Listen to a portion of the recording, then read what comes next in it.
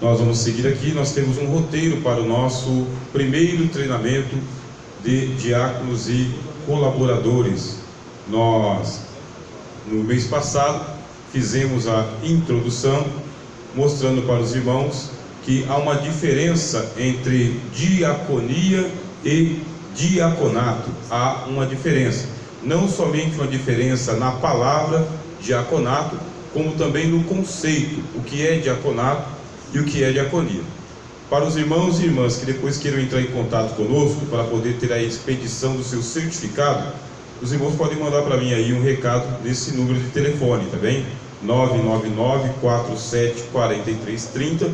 Aí nós conversamos pelo WhatsApp, eu vou pegar o seu nome, vamos acertar os detalhes para poder estar trazendo aqui o certificado para o próximo culto de reunião de colaboradores do nosso setor. O que nós vimos no primeiro dia? Nós vimos que a Igreja de Deus é uma ordem de serviço eclesial, instituída por Deus como despenseira dos mistérios de Cristo. A totalidade do serviço eclesial é uma diaconia, onde estão envolvidos os cooperadores, diáconos, presbíteros, evangelistas e pastores. Descobrimos, ouvimos e aprendemos que a igreja ela não salva, mas ela presta um serviço para a salvação. Ela não é uma ordem de salvação, ela é uma ordem de serviço.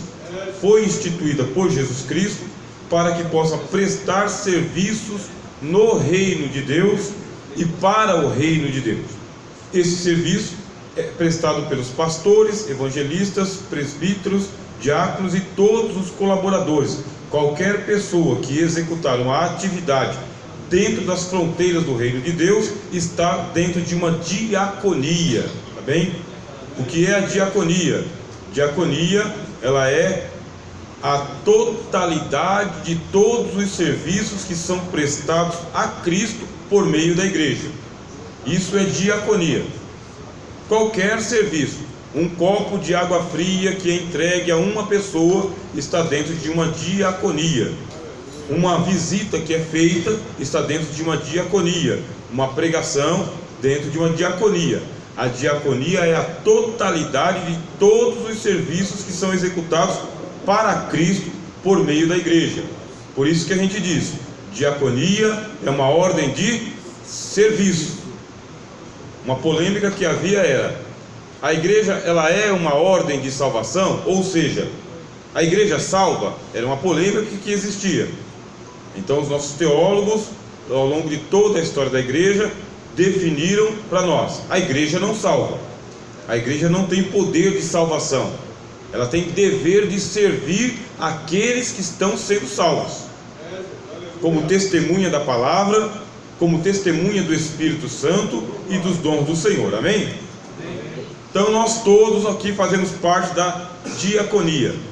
Mas existe uma diaconia que é a totalidade dos serviços, e existe um diaconato que é um serviço específico prestado pelos diáconos da igreja. Para a diaconia não é necessário haver uma separação ministerial, receber a unção com óleo, ter uma credencial com o nome diácono ou diaconisa. Para a diaconia basta a prestatividade, você e eu sermos prestativos, queremos fazer alguma coisa, faz parte da diaconia. Para o diaconato, aí sim, existe uma separação com unção do ministério, e inclusive vem na credencial. Essa é a diferença entre diaconato e diaconia. O diaconato é um serviço específico, que a Bíblia chama de diaconato das mesas, ou serviço das mesas. O diaconato, ele é um trabalho que ele expressa um serviço para os irmãos, que é um serviço imediato, um serviço material, algo que pode ser materializado, visto. E é indispensável. O apóstolo Pedro chamou o diaconato de importante negócio, importante serviço. Ele tem um grau de importância que sem o diaconato a igreja não funciona. Sem o diaconato existem muitas pendências, e a prova disso foi o que aconteceu na igreja de Jerusalém. A igreja de Jerusalém ela tinha uma diaconia com todos os apóstolos, profetas, colaboradores, muita gente trabalhando, mas não havia um diaconato específico. Aconteceu uma confusão na igreja por falta de um diaconato. Alguém tem que ser separado para tomar conta de algumas particularidades da igreja, porque se isso não acontecer, aí diz o apóstolo Pedro, eu vou ter que parar a pregação e a oração para servir as mesas. Se uma igreja não organizar o seu diaconato, certamente que presbíteros, evangelistas e pastores terão que deixar a ordem da palavra para poder fazer a ordem da mesa. Só que o reino de Deus, ele é ordeiro, irmãos. Ele é organizado. Por isso, quando eles buscaram ao Senhor, o Senhor apresentou a eles 7 homens cheios do Espírito Santo, de sabedoria, que tinham testemunho da igreja e foram constituídos sobre esse importante negócio. Podemos dizer com alegria, o diaconato, ele é fundamental para que a igreja vá bem, e é uma instituição de Deus. Sabendo disso, nós paramos na primeira característica: uma pessoa que é separada para o diaconato, uma pessoa que está trabalhando como colaborador da igreja, cooperador da igreja, é uma pessoa que vai se qualificando. E existem algumas características, irmãos, que são marcantes. E não é que os outros crentes não têm que ter essa característica também. Todos nós devemos ter todas as características, todos nós. Mas o que se espera de alguém que assume um serviço na igreja é que essa característica ela seja marcante, visível, relevante. E nós passamos aqui a primeira característica. Os irmãos vão acompanhando aí. Quem tem o seu livro texto, nós estamos na página de número 12. A página se encontra sempre neste retângulo verde, no canto superior do nosso livro, tá bem? Página de número 12. Primeira característica de colaboradores e diáconos. Lembrando que a nossa igreja, a Assembleia de Deus, ela não dá uma separação para as mulheres para que elas sejam diaconisas. Não dá essa separação, mas a função existe. E a função é executada. Uma irmã que está executando funções diaconais está dentro de um diaconato. Falta credencial, que a nossa igreja ela não tem essa eclesiologia, ela não pensa dessa maneira, bem? Ela não reconhece assim o diácono, aliás, todas as funções ministeriais, todas as funções presbiterais, todas as funções diaconais, elas são reconhecidas exclusivamente para os irmãos. Se isto vai mudar, se isso não vai mudar, é coisa para as convenções futuras. O assunto está em pauta. Quando vai mudar e se vai mudar, não sabemos. O importante é o serviço, meus irmãos, amém? Tanto de irmãos quanto de irmãs. O importante é o serviço, porque afinal de contas, o reconhecimento do Senhor não vem pela credencial, vem pelo serviço. Ele não irá galardoar credenciais, ele irá galardoar serviço, porque tem pessoa que tem credencial, mas não presta ao serviço. Tem pessoa que não tem credencial e presta ao serviço. Então o importante é o serviço. Primeira característica do serviço diaconal: exemplo de humildade. O Senhor Jesus, ele disse: não será assim entre vós, mas todo aquele que quiser entre vós fazer-se grande, seja o vosso serviçal, seja o vosso diácono. Então o Senhor Jesus reconhece que alguém que quer ser grande precisa servir. A nossa tradução em português traduz a palavra diácono por servo. Seja o vosso serviçal, que está a serviço. Querer ser grande não é erro, tá bem? Querer ser grande não é errado, não é pecado, o Senhor não condena. O que o Senhor condena é aquele espírito de grandeza, a soberba, o orgulho, a arrogância, a prepotência. Isso aí o Senhor condena. Agora, querer ser grande está dentro do script do reino de Deus. Ele também quer que você seja grande. E para ser grande, ele diz: seja o servo. Seja o servo. Aí vem a segunda característica, que nós já falamos aqui na reunião passada. Segunda característica: consciência de ordem no reino. Porque nós demos bastante espaço para falar sobre o exemplo de humildade. Agora nós vamos falar um pouquinho da consciência que um diácono e um colaborador têm, de que o reino de Deus ele é ordeiro, meus irmãos. Tanto ele é uma ordem de serviço, quanto ele é ordeiro. É uma organização, porque coloca as coisas em ordem. Portanto, nós temos ali os diáconos de Cristo, se mantém sempre alerta para as situações irregulares que surgem no ambiente de adoração. Aqui nós estamos no ambiente de adoração. Recebemos aqui a separação para sermos colaboradores e servimos com uma diaconia perfeita. Acontecem situações irregulares. Se é uma ordem que a gente tem, de ter uma ordem no reino de Deus é ordeiro, o que o diácono ou um colaborador vai fazer? Vai estar atento. Caso aconteça alguma irregularidade, alguma coisa que está atrapalhando a ordem, é a presença de espírito da pessoa, do colaborador e do diácono, que vai trazer o negócio de volta para o lugar que ele deveria estar. Vocês entenderam isso? É a prestatividade, é a voluntariedade e é a proatividade. O diácono e o colaborador e a colaboradora são pessoas que estão prontos para manter o ambiente de adoração em ordem. Aconteceu qualquer coisa que atrapalhou a ordem, prestatividade, voluntariedade e proatividade. Um exemplo que sempre acontece, não tanto aqui, mas acontece: bateu a mão no copo com água aqui na hora que a gente está eufórico pregando, caiu aqui a água. Tem que esperar acabar o culto para poder limpar a água? Tem que esperar uma ordem de alguém para limpar a água? O treinamento vai dizer o seguinte: não precisa, porque alguém, um diácono, um colaborador, está de olho no que está acontecendo. Lógico que tem um momento apropriado, mas é hora de chegar, pegar o pano e agir naturalmente. Sempre naturalmente, tá, irmãos? Sempre com muita naturalidade, porque acontecem coisas que não estão tão previstas assim, mas mesmo acontecendo, a gente tem que agir com naturalidade. Entra em cena, pega o pano, limpa o copo, limpa o chão, coloca tudo em ordem e volta para onde estava antes. Simples, não é simples? Então vamos lá. Todos sabemos que o diabo ele se infiltra na igreja e produz muita confusão entre irmãos. Mas os diáconos são os olhos do pastor, espalhados por todos os cantos do santuário, a fim de agirem preventiva e proativamente em favor da boa ordem dos serviços eclesiais. Existem pontos no ambiente de adoração que são pontos estratégicos para acontecer alguma bagunça, pontos cegos. Então, para que se estabelece um diaconato na igreja?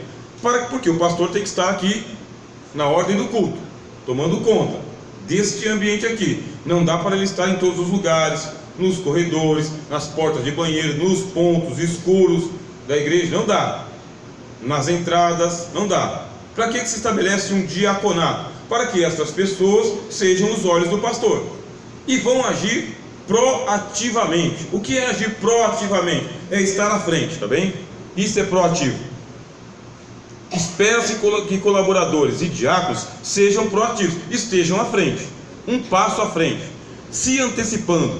Podemos agir preventivamente, vou ficar por aqui mesmo, tá bem? Ou então eu posso agir de uma maneira proativa, ou preventiva ou proativa.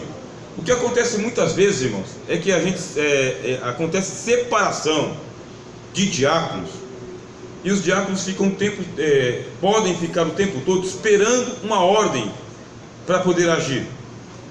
Para que serve o treinamento? Para dizer o seguinte: você não precisa esperar a ordem. Existem algumas coisas que é função do diácono, do colaborador, e que não precisa esperar a ordem. Vai lá e executa. Muitas vezes tem que executar primeiro e avisar que fez depois. Muitas vezes. Será que eu tenho que perguntar? Não, você vai lá e age, depois você avisa. E se houver a necessidade de haver uma reorientação, ou até uma correção, aí você vai ser reorientado ou até corrigido. O que não pode é deixar de agir.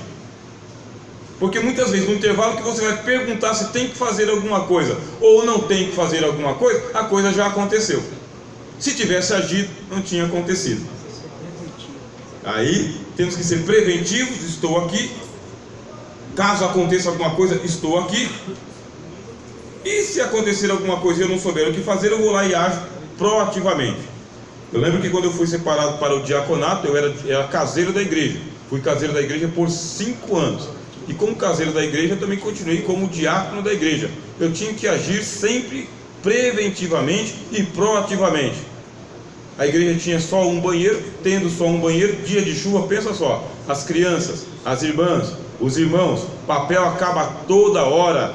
Criança ainda pega aquele sabonete lá e joga dentro no interior a gente chama de patente, aqui, né? Não chama de patente, chama de privada, né? Então as crianças jogavam. Aí você tem que trabalhar proativamente, atendendo o culto, atendendo a porta, olhando as crianças e indo no banheiro de vez em quando. Aí esse de vez em quando tem um banheiro só, é mais ou menos assim, acabou aquele fluxo, aí você vai lá ver o que aconteceu. Tá tudo em ordem e volta. Mas geralmente não estava em ordem. Tinha uma torneira que estava aberta, tinha acabado o papel, ou tinham jogado papel lá de uma maneira escandalosa. E aí você está ali para agir. Está ali para agir. Muitas funções já estão mais ou menos programadas na nossa mente para a gente poder agir, meus irmãos. Amém? Amém. Eu passei um número de telefone aí, se os irmãos não anotaram. É 999. Tá bem? Os irmãos podem anotar, porque vão surgir perguntas. Hoje pode não ser o espaço para a gente responder as perguntas, mas ao longo do tempo os irmãos podem depois perguntar lá, a gente vai mandando dentro do manual qual que é a resposta, tá bem? Para alguma dúvida que surgir. Eu vou falando aqui, os irmãos podem querer fazer uma pergunta, se for possível a gente responde hoje, se não for possível, ao longo do trajeto a gente responde. Então, os diáconos e colaboradores são os olhos do pastor, estão onde ele não pode estar. Terceira característica, meus irmãos, para você que está acompanhando aí em nosso livro-texto, vá. É bom que depois vocês leiam o livro, né, com calma, em casa. Página 20. Busca da excelência. Exemplo de humildade é a primeira característica. Manter a casa de Deus em ordem é a segunda característica. Terceira característica, busca da excelência. Palavra do Senhor Jesus: o maior dentre vós será o vosso diácono ou servo. O que é a busca da excelência? O que nós entendemos por busca da excelência? Em momento algum o Senhor Jesus desencorajou a busca da excelência por parte dos seus servos. Bem ao contrário disso, ele fez um jogo de palavras contrapondo míson com diáconos. Ele disse: o míson dentre vós será o vosso diácono. O que é o míson? É aquela pessoa que ele está no meio. Esse é o míson. Aí, para um lado, ele tem a busca da excelência, porque o que eu faço, eu posso fazer bom. O que eu faço, eu posso fazer bem. O que eu faço, eu posso fazer melhor. Mas o que eu faço, eu posso fazer com excelência. Aquilo que você faz, você pode fazer bom. Alguém pode passar e observar: está bom. Você pode fazer bem. Aí você fala: qual é a diferença de fazer bom e fazer bem? É quando você faz algo bom que faz bem para alguém. Às vezes você faz alguma coisa bom que é só bom, mas às vezes você faz coisa que é boa que faz bem para alguém. Eu vou dizer, por exemplo, igrejas que usam o ventilador. Eu sou o diácono, estou aqui, o ambiente está quente. Eu sei que o ventilador ele faz aquele barulhão. E principalmente se o ventilador não for limpo, porque ele ajunta pó. Acredita que o ventilador ajunta pó? E se ele passar ali, a porta está sempre aberta, aí vem pó. Segunda, terça, quarta, quinta, sexta, sábado, domingo. Segunda, terça, quarta, quinta, sexta, sábado, domingo. Uma semana, 15 dias, um mês, 6 meses. Ajunta pó. Ajunta pó, a engrenagem fica rangendo. Sou o diácono da igreja. Notei que aquele ventilador ali, na hora do culto, e principalmente na hora da pregação, tem que ficar ligado porque está muito calor, mas ele está fazendo um barulho, dando interferência direto com a palavra que está sendo pregada. Você é a pessoa que é proativo. Você é a pessoa que observou. Talvez até o pastor observou, mas você observou antes. O que pode você fazer? Você pode fazer algo bom. Você vai lá, pega o ventilador, tira da tomada se for necessário, se for possível, desmonta ele, limpa ele, peça por peça, remonta ele. Se tiver um olhinho, coloca lá um olhinho. Pronto. Pode ser que no próximo culto ninguém note que o barulho sumiu, mas você sabe que você fez algo bom. E esse algo bom que você fez está fazendo bem. Tem coisa que a gente faz que é boa, mas tem coisa que a gente faz que faz bem. Se eu faço algo bom, que faz bem, eu posso fazer melhor. Já fiz algo bom, agora eu vou fazer algo melhor. E uma característica da pessoa que faz as coisas boas e que gosta de coisas boas e melhores, a característica é buscar a excelência. A excelência é um passo abaixo da perfeição, porque perfeito é só Deus. Mas a busca da excelência é o que eu posso fazer para melhorar ainda mais, além daquilo que já está bom, que já está melhor. Vocês têm essa consciência? Consegue ter essa consciência de que dá para melhorar? E que se você melhorar, fica melhor ainda. E ficando melhor ainda, fica excelente. Nós temos aqui um trabalho de ceia do Senhor. Nós temos um trabalho de ceia do Senhor que pode ficar bom. Se for muito bem organizado, faz bem. Se for excentricamente organizado, fica melhor.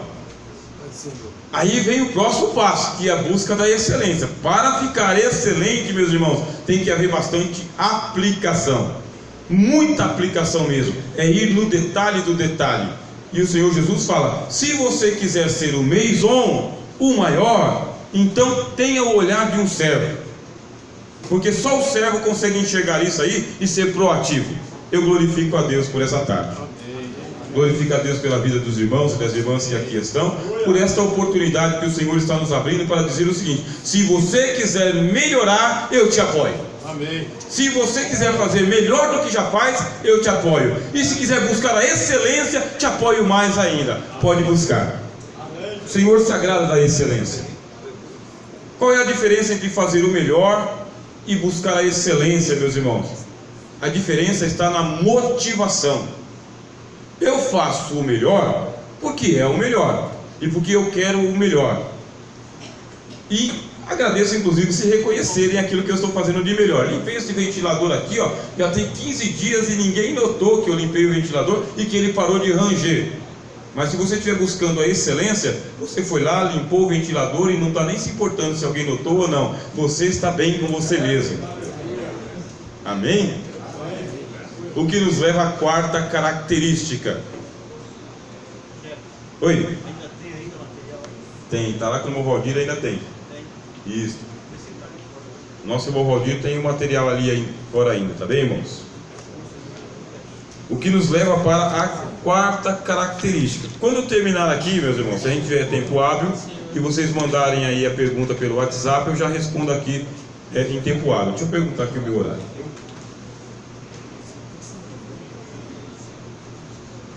Ótimo, já estamos aqui cronometrados. Bem, quarta característica: força de vontade. E ele, assentando-se, chamou os 12 e disse-lhes: se alguém quiser, meus irmãos, esta palavra quiser aqui, ela é importantíssima no reino de Deus. Por quê?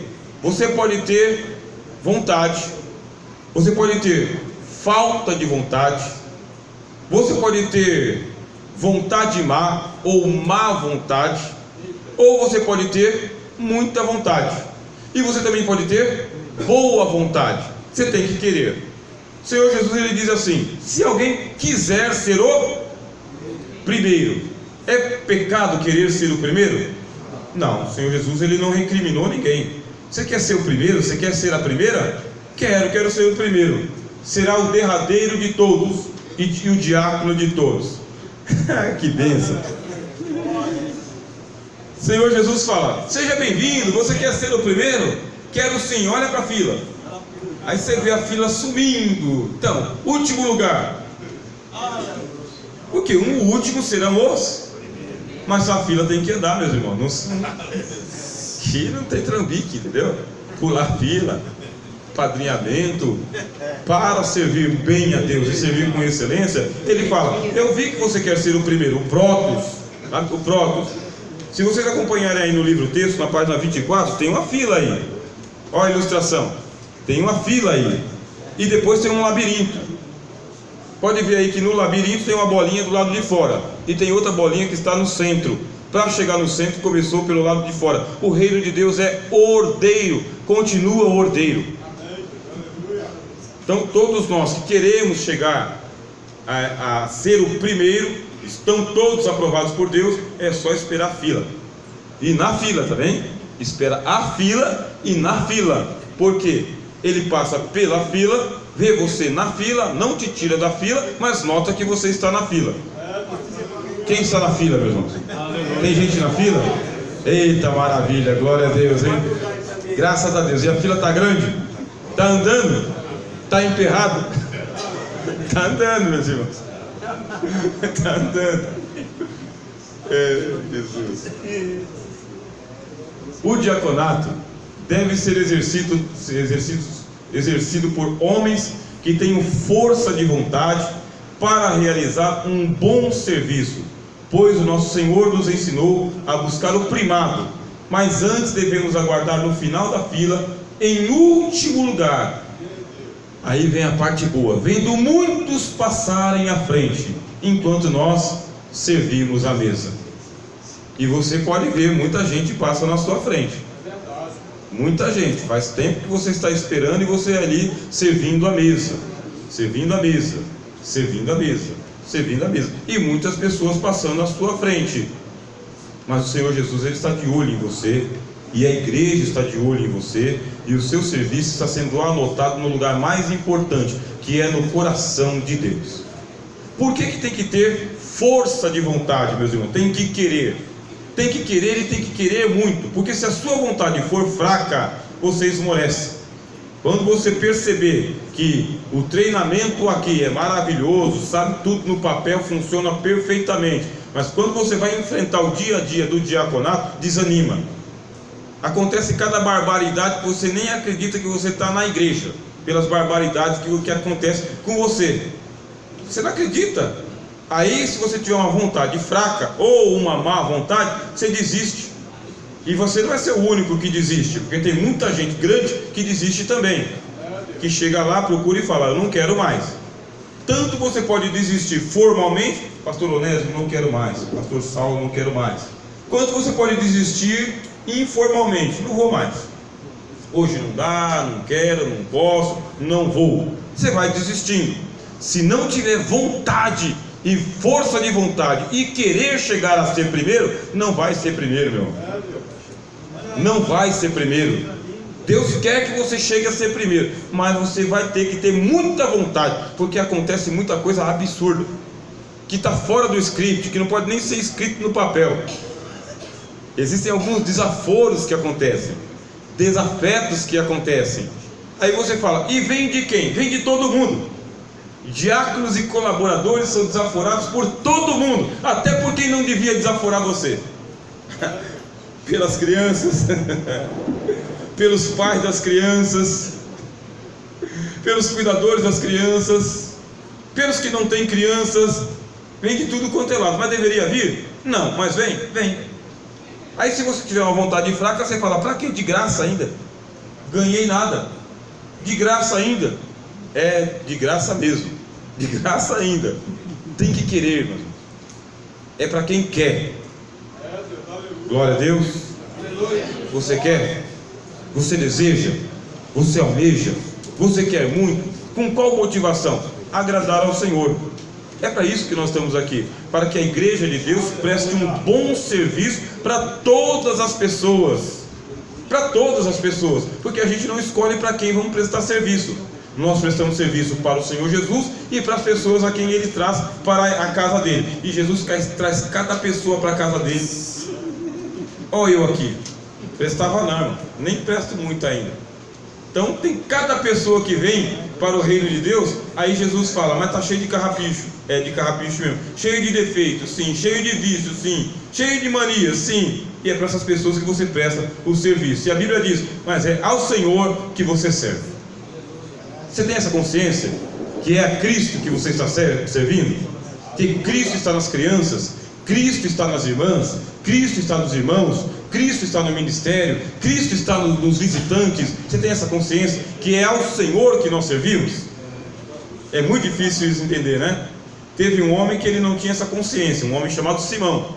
Ele chamou o Senhor Jesus para participar de um almoço na casa dele, mas ele não tinha essa consciência de que era o Senhor que ele estava servindo. Por isso ele não deu ósculo no Senhor Jesus, não saudou, ele desrespeitou o Senhor Jesus. Tenha essa consciência, é ao Senhor que você serve, no irmão e na irmã, sempre é ao Senhor. Quinta característica, que parece o contrário da primeira. O contrário da primeira, nós estamos em busca da humildade. Agora, a quinta característica, nós estamos em busca da grandeza de espírito. Lemos o Senhor Jesus falando: mas entre vós não será assim. Qualquer que entre vós quiser ser grande, seja o vosso diácono. E por que esse texto se repete tanto na boca do Senhor Jesus? Porque quando eu estava escrevendo esse livro, eu procurei as passagens que o Senhor Jesus fala, e ele falava direto nisso. Ele falava: quer ser grande? Eu também quero que você seja grande. Quero que você busque com excelência, que tenha força de vontade e que você tenha grandeza de espírito. Aí você fala: mas o que é ter grandeza de espírito? Jesus, ele ensinou claramente que existem pessoas grandes no reino de Deus. Jesus disse claramente que tem gente que é grande no reino de Deus, é grande, mas também existe gente baixa. Aí o Senhor Jesus, ele fala: olha, eu estou ensinando para vocês esses mandamentos aqui, estou ensinando. É um iota. O que é um iota? Iota é a menor letra do alfabeto hebraico, é o iota, tanto no valor quanto no jeito de escrever. O iota é um apóstrofo, é uma vírgula. Uma vírgula. O Senhor Jesus falou: olha, você acha que você é grande. Se você pegar esse iota, que é o menor de todos aqui, quebrar o mandamento do iota e ensinar aos homens, você será chamado gente baixa no reino de Deus. Não é para fazer isso. Agora, qualquer aquele que ensinar o iota do jeito que é, será chamado grande. Então tem grandes e tem pequenos no reino de Deus, para Deus. Tem gente que é gente grande e tem gente que é gente baixa. Qual é a diferença entre ambos? Grande é aquele que se ocupa com as coisas pequenas. Aquele que é grande diante de Deus é aquele que olha para o iota, que olha para o detalhe, que olha para o mínimo, que olha para o invisível e enxerga o que os outros não enxergam. Esse é grande no reino de Deus. É aquele que não olha o tamanho pela dimensão, mas sim pela importância, filhos. Pela importância. Certa vez as mães estavam trazendo as crianças para o Senhor Jesus, só colocar a mão, só. É o departamento de crianças do Novo Testamento. Tem departamento de crianças no Novo Testamento? Tem. Quem é que toma conta do departamento de crianças da nossa igreja? As irmãs. Na sua grande maioria, são as irmãs que tomam conta do departamento de crianças da nossa igreja. Ele é o quê? Ele é um iota ou será que ele é um tal? Tal é uma letra que é parecido com um T. Como que é o departamento de crianças em nossa igreja e em nosso ministério?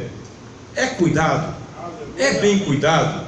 É cuidado com a mesma importância que o departamento dos jovens? É cuidado com a mesma importância que o departamento das irmãs? É cuidado com a mesma importância que o departamento dos adolescentes?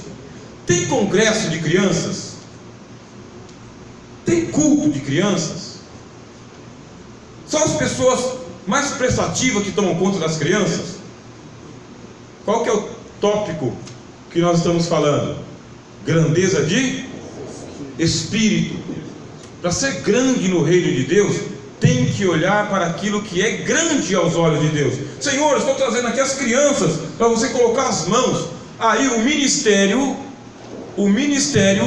dos apóstolos fez um paredão, colocou Jesus atrás do paredão e empurrou as mães com as suas crianças para elas irem importunar outra pessoa. Jesus era muito grande para colocar a mão nas crianças. O mestre chamou o ministério, reunião, não de portas fechadas, mas para todo mundo ver, e deu uma bronca neles, dizendo assim: deixem vir a mim os pequeninos, porque dos tais é o reino dos céus. E digo para vocês, que essas crianças aqui têm os seus anjos, que vêm à face do Pai todos os dias. Ai de vocês se escandalizarem um desses pequeninos. Só quem tem grandeza de espírito, meus irmãos, atenta para esse detalhe, de que tem coisa que está sendo deixado para depois, e tinha que ser colocado antes. Esse é o serviço das colaboradoras do reino de Deus. Irmãs, vocês que cuidam do nosso departamento infantil, começa a bater o pé, chamar a atenção, fazer algumas exigências, com todo respeito, com todo carinho, com toda simpatia, com toda inteligência, mas deve dar relevância para o serviço que vocês prestam com as nossas crianças também, além dos outros serviços que vocês já fazem. Esse é apenas um exemplo que o Senhor Jesus deu para nós, e a Bíblia diz que Ele colocou a mão sobre as crianças e as abençoou, e o ministério foi repreendido publicamente, e hoje nós somos repreendidos também. Posso ouvir a glória a Deus? Amém, Jesus, graças a Deus.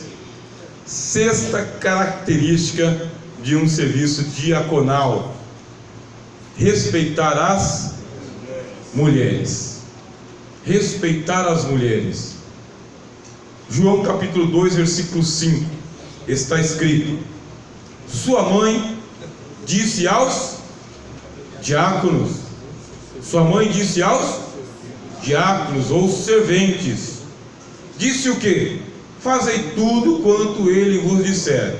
Queria o seguinte, irmão Hélio, que quem estava tomando conta do diaconato naquele dia lá era a irmã Maria.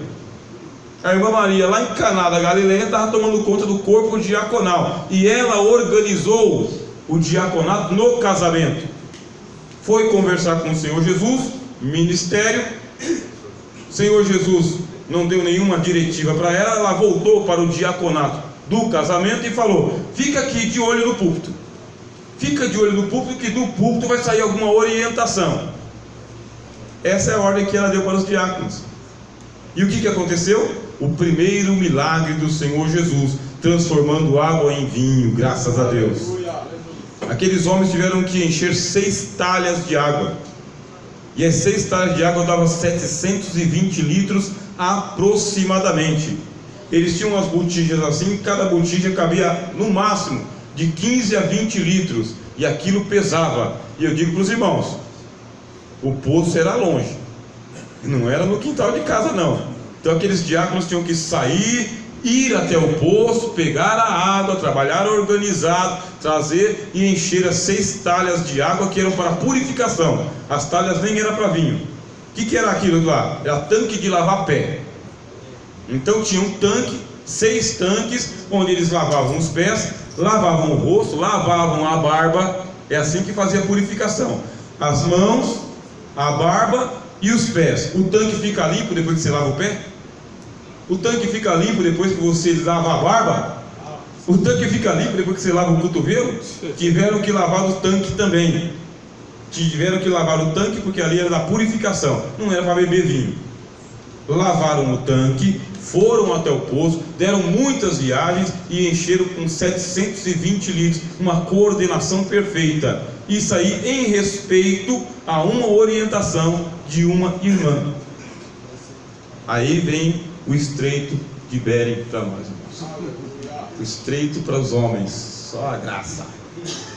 Cooperadores e diáconos devem extremo respeito às mulheres, cuidando sempre em manter um bom testemunho e jamais entrando em situações suspeitas com as jovens, com as adolescentes, com as irmãs solteiras e com as irmãs casadas e com as irmãs visitantes.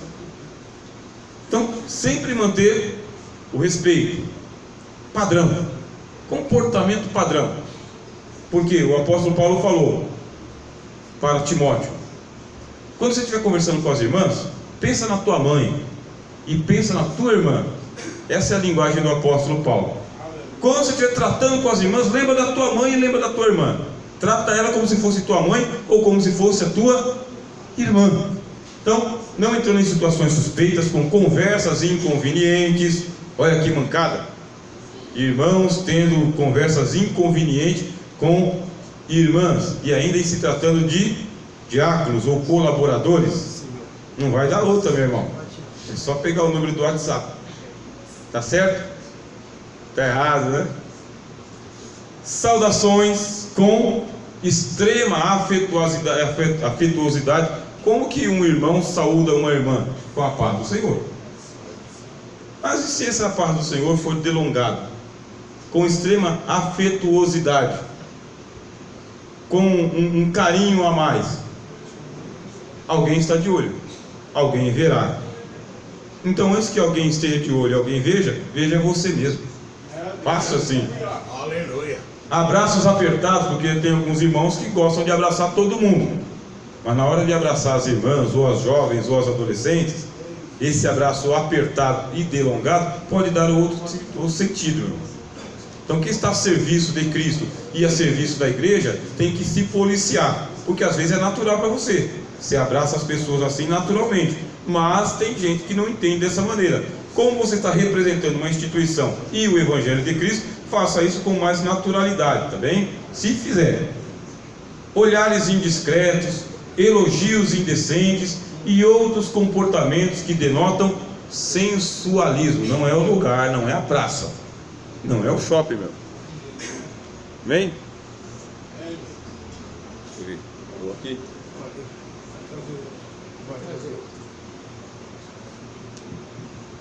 Pronto, voltou. Amém, irmãos? Amém. Veja que assunto melindroso. Aí você fala, mas isso não acontece. Pois eu digo para vocês que acontece, e acontece mais do que deveria acontecer. Está acontecendo, e está acontecendo muito, e com pessoas que não deveria acontecer. Por isso vem uma orientação bem diretiva mesmo, no dia do treinamento, tá bem? No dia do treinamento. Respeito às mulheres. Pode ser a irmã de Jesus, pode ser a mãe do Senhor Jesus. Então, os diáconos vão fazer o seu serviço e as irmãs vão fazer o seu serviço. Nós temos essa ética aqui, ainda a observamos e a observamos bem. Sétima característica. Nessa hora eu acredito que vocês devem estar querendo assim, eu acho que eu vou mandar uma pergunta pelo WhatsApp. Eu estou na sétima, eu vou até a 10ª. São 18, eu vou até a 10ª. As outras a gente vai deixar para uma outra ocasião, tá bem? E vamos abrir bastante espaço aqui. Caso os irmãos queiram fazer as suas perguntas, nós temos um limite aqui dado pelo nosso pastor. Nós vamos até as 5h30, tá bom? Isso é o combinado. Sétima característica: conhecimento de causa. João capítulo 2, versículo 9. E logo que o mestre-sala provou a água feita vinho, não sabendo de onde viera, se bem que o sabiam os diáconos que tinham tirado a água, chamou o mestre-sala ao esposo. O que é conhecimento de causa?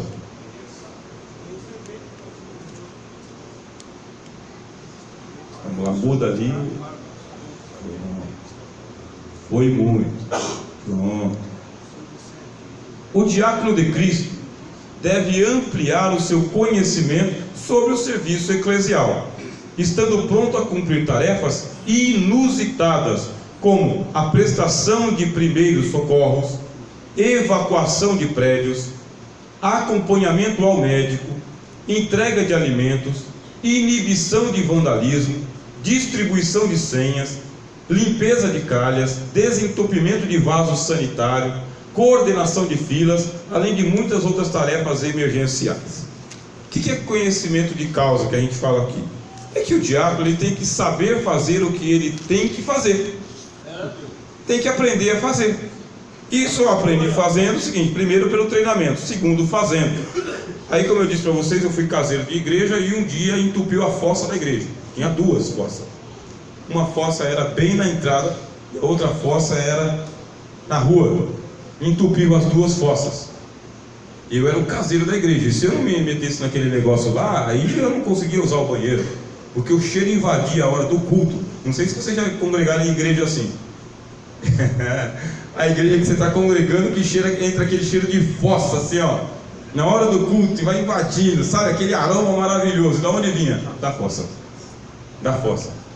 Aí o pastor chegou e falou: olha, irmão Rogério, esse negócio é com nós mesmos. Vamos ter que limpar a fossa. Vamos ter que limpar a fossa, nós mesmos. Traz mangueira, traz os produtos lá que, né, tiram o odor, traz o arame. Resolveu? Não resolveu. Tinha que achar o cano. Tinha que achar o cano. E o cano estava camuflado abaixo de todos os detritos, meus irmãos. Eu pensei, Jesus Cristo, tem que pagar um limpa-fossa para resolver esse negócio aqui. Não, irmão, não dá tempo não. A gente está com caixa zerado da igreja e o senhor vai ter que fazer um favor para nós. Vai ter que entrar lá. Você entraria? Eu pensei assim, esse pastor está me testando, deve querer me levar para querubim, não é possível. Vai me consagrar direto para pastor. Entrar aqui, né? É benção, né? Só Deus sabe. 1998, meus irmãos. Lá vai o irmão Rogério, entrou dentro da fossa para encontrar o cano, para colocar lá a mangueira, para poder soltar o jato d'água, para poder a fossa ir embora e o cheiro não entrar depois dentro da igreja. É cada situação inusitada que a gente nem acredita. Agora, eu acredito que na igreja do século XXI isso não aconteça mais, né? Isso é só lá. Mas aconteceu. E muitas coisas aconteceram. O piso da igreja era solto, meus irmãos. E quando a gente lavava, aí a água entrava por debaixo do piso assim. A gente tinha que ficar mais de 1 hora só secando a água por baixo do piso. E isso aí antes do culto acontecer. Ligava todos os ventiladores e ficava lá com o pano lá, limpando piso por piso, porque o piso estava meio solto. Acontece cada coisa. Por isso, conhecimento de causa.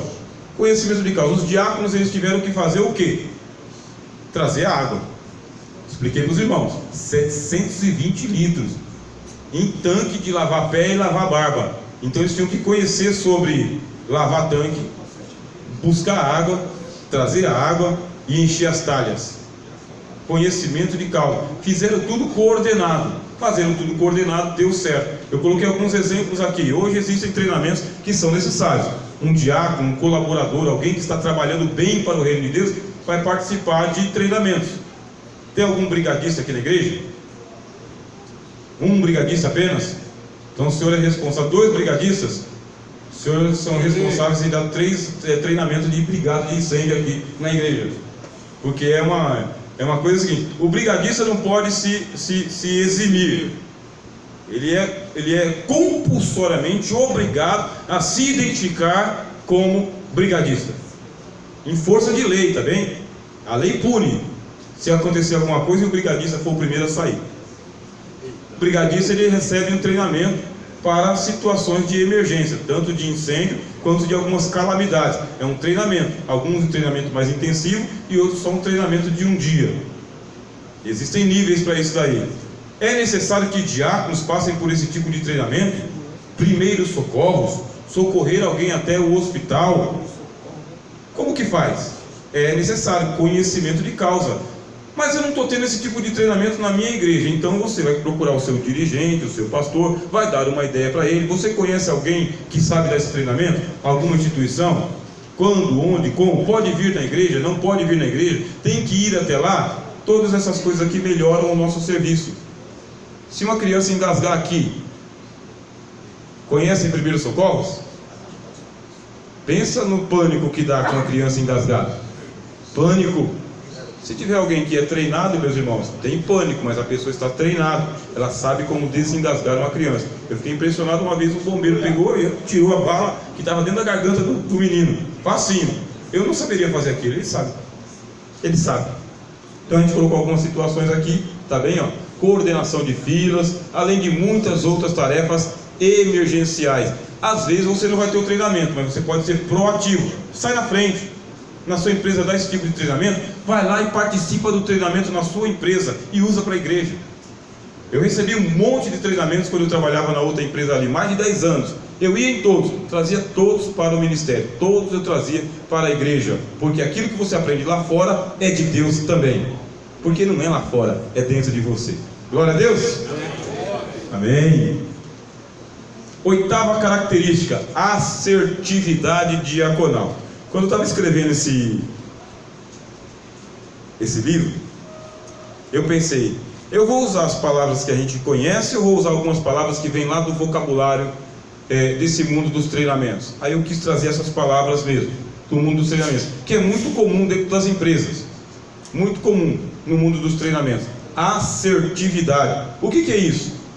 Assertividade é um substantivo feminino que expressa a qualidade do que é assertivo, afirmativo ou positivo.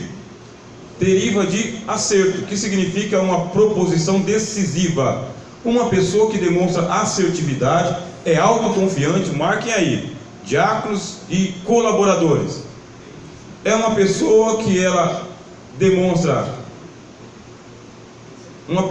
demonstra assertividade, é autoconfiante, que não tem dificuldade em expressar a sua opinião. A assertividade é uma competência emocional que determina que o indivíduo consegue tomar uma posição clara, ou seja, não fica em cima do muro. Para ser diácono e colaborador, você tem que dizer o seguinte: eu quero isso para mim, é o que eu quero para mim. Isso é ser assertivo. Eu estou aqui porque eu quero, eu me preparei para isso, eu me propus para isso, aconteça o que acontecer, seja uma chuva de canivete, é o que eu quero. Porque você fazer aquilo que você não quer, meus irmãos, aquilo que você não tem certeza se é isso que você quer mesmo, mas abre cada lacuna, cada buraco, entendeu? Deixa cada espaço em branco, e aí você está confiando na pessoa. Os dirigentes sabem disso.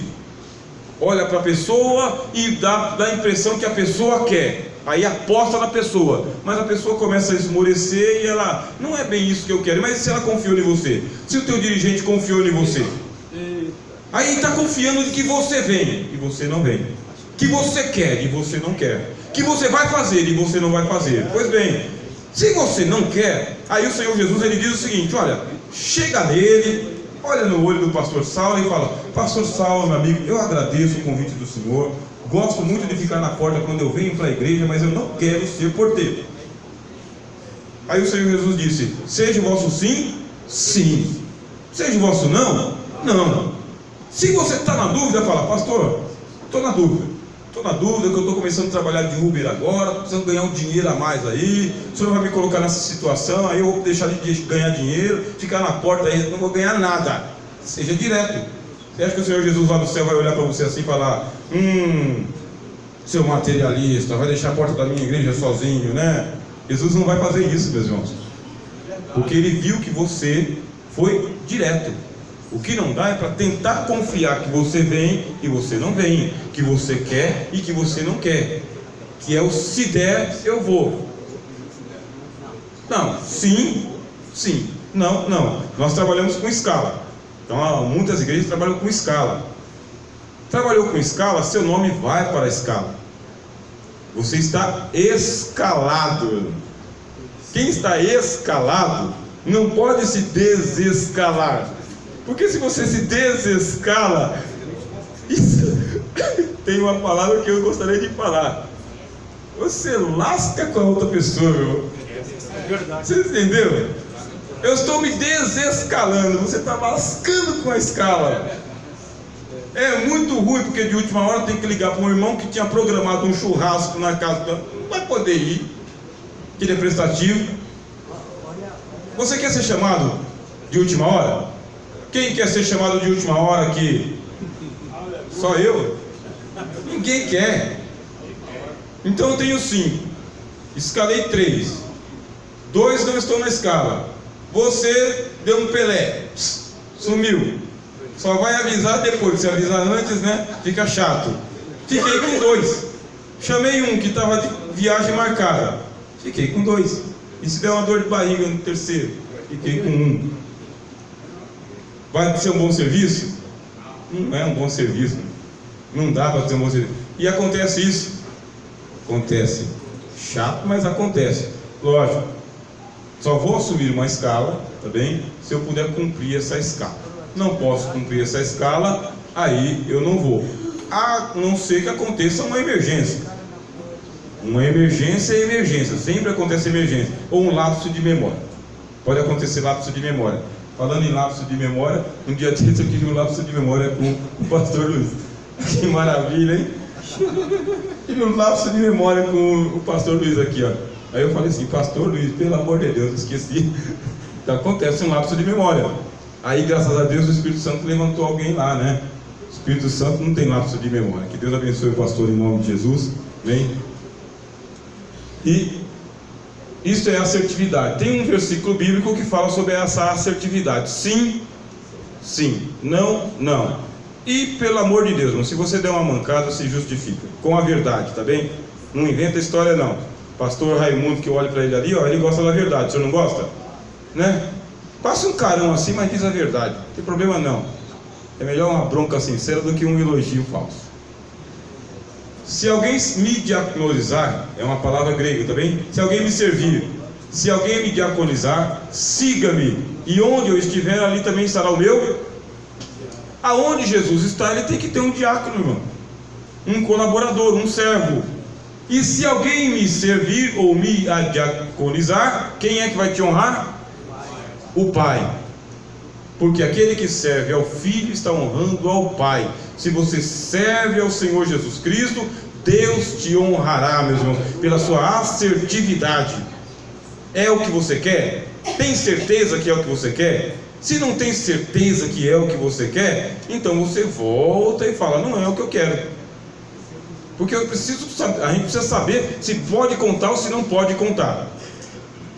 Meu pai dizia o seguinte, quem tem dois tem um, quem tem um não tem nenhum. Isso é coisa lá da Bahia, que meu pai é baiano, né? Quem tem dois tem um, quem tem um não tem nenhum. Nona característica, já estamos caminhando aqui para os instantes finais. Reconhecimento das autoridades. Por quê? Romanos capítulo 13, versículo 4. Porque ela é diácono de Deus para o teu bem.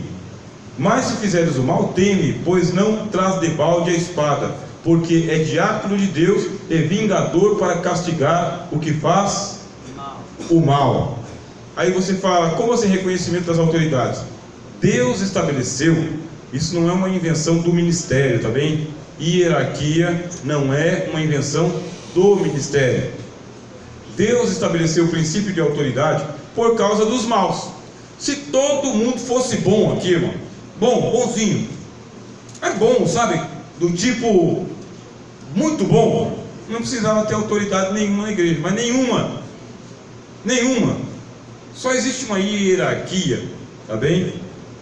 Uma ordem de autoridade, por causa que tem gente que não é bom e faz questão de dizer que ele não é bom e de mostrar que ele não é bom.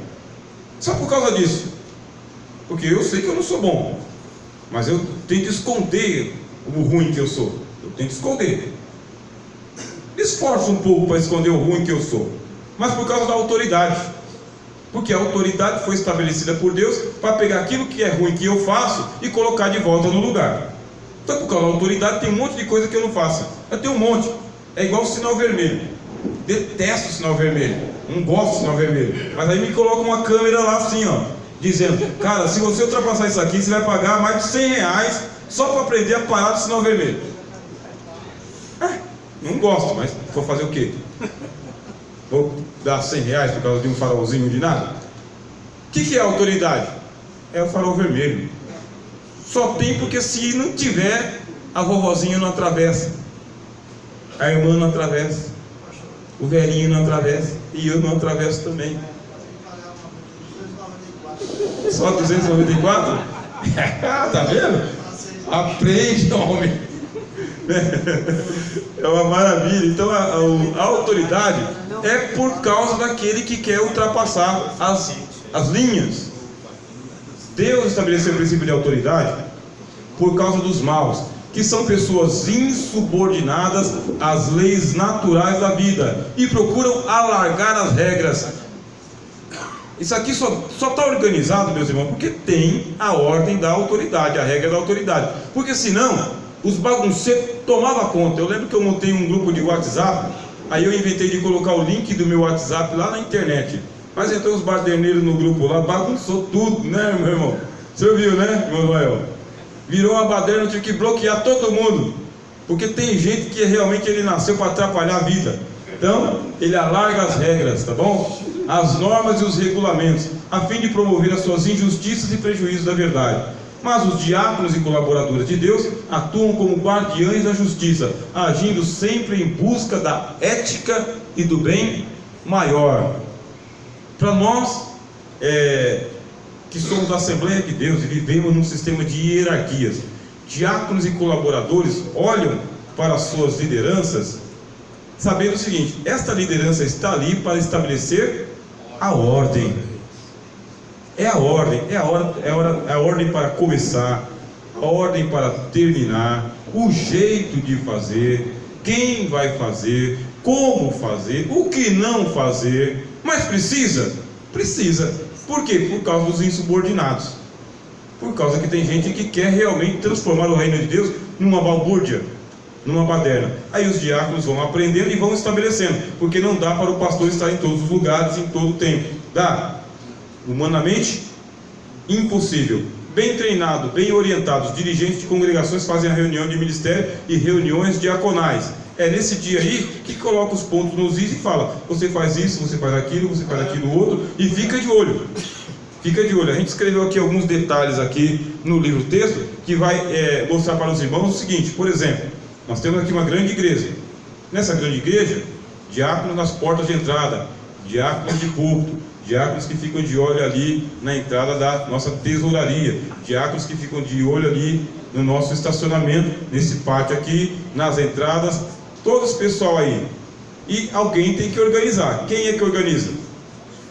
Aí tem a pessoa que toma conta, que faz as escalas, que estabelece. Se eu não reconhecer uma autoridade que está sobre mim, me orientando para que eu faça algo, eu tenho que tomar o lugar dele. Sabia disso? Se você não reconhece uma autoridade que está sobre você, você tem que fazer a vez dele. Você tem que assumir o lugar dele. Aí o que eu descobri? Que quando você assume o lugar dele, você faz igual ele. E outra coisa, você faz igual ele e as pessoas fazem igual você fazia. Olha que legal. Bom assim, né? Aí você vai falar: tá vendo? Por que você faz assim? Aí alguém vai dizer: mas você não fazia assim quando você estava aqui? Fazia então. Agora estou imitando você. Bom, né? 10ª característica, meus irmãos: defesa da verdade pentecostal. E com isso nós encerramos o nosso treinamento de hoje. Tá bem? Vai ficar aqui 10 minutos para responder alguma pergunta que os irmãos queiram enviar para a gente. Tá bem? Ou daí, ou pelo WhatsApp. Eu acho que é mais fácil daí, né? Nós temos mais um microfone? Se tiver mais um microfone, pode chegar em alguém que queira fazer uma pergunta, a gente responde na medida do possível. 5h30, cravado, a gente encerra. Defesa da verdade pentecostal. Digo, pois, que Jesus Cristo foi diácono da circuncisão, por causa da verdade de Cristo, para que confirmasse as promessas feitas aos pais. O que significa esse versículo? Nós temos algumas convicções doutrinárias, irmãos. E um diácono e um colaborador das Assembleias de Deus recebeu como herança a fé pentecostal. E existe um questionamento sobre o batismo com o Espírito Santo. É preciso ser batizado com o Espírito Santo para poder ser diácono na casa do Senhor, nas Assembleias de Deus? Resposta ortodoxa: sim, deve ser batizado com o Espírito Santo, com evidência de falar em línguas estranhas. Essa é a característica do nosso pentecostalismo. É assim que é desde o princípio. Por quê? Porque tem muitas pessoas que são extremamente qualificadas e poderiam já ser levadas diretamente para o diaconato, até para o presbitério, mas não tem a evidência do falar em línguas estranhas como sinal de ter sido batizado no Espírito Santo. E está na fila. E vê outra pessoa ser batizada com o Espírito Santo passar na sua frente. Pensa no pânico que isso dá. Eu passei por isso, eu falei aqui na reunião passada, né? Passei por isso. O pastor colocou para mim lá o prazo, né? 31 de dezembro de 1999. Então, desde 94 buscando. É uma exigência do ministério, porque é uma herança que nós devemos manter. A fé viva do batismo no Espírito Santo com evidência do falar em línguas estranhas. E enquanto eu não sou batizado no Espírito Santo, ou enquanto eu não falo em línguas estranhas, o que é que eu faço? Trabalha como bom colaborador na obra de Deus. Faça todo o serviço que você continua fazendo e vai pedindo para Jesus confirmar na sua vida com o batismo no Espírito Santo. Porque tem muita gente que já está lutando contra esta evidência do batismo com o Espírito Santo. Lutando. lutando teologicamente, escrevendo e fazendo palestras, dizendo que não precisa, que não é necessário e etc e tal. Quando você luta contra aquilo que você deveria lutar a favor, sabe o que vai acontecer com você? Você não vai receber.